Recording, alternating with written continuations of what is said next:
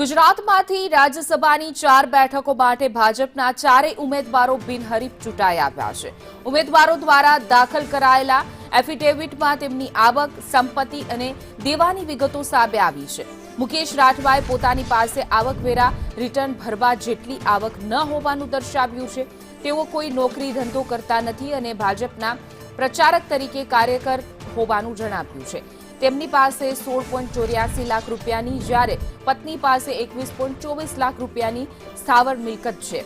જીતેન્દ્ર કણઝારિયાની વાર્ષિક આવકની વાત કરીએ તો 4.88 લાખ રૂપિયા અને તેમની પત્નીની આવક 6.9 લાખ રૂપિયા નોંધાઈ છે, જ્યારે તેમની પાસે 3 કરોડ રૂપિયાની સ્થાવર મિલકત છે।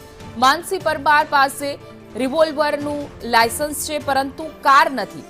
તેમની અને તેમની પત્ની કુલ મિલકત 5.18 કરોડ રૂપિયા છે, તેમજ 1.36 કરોડ રૂપિયાની બેંક લોન પણ છે।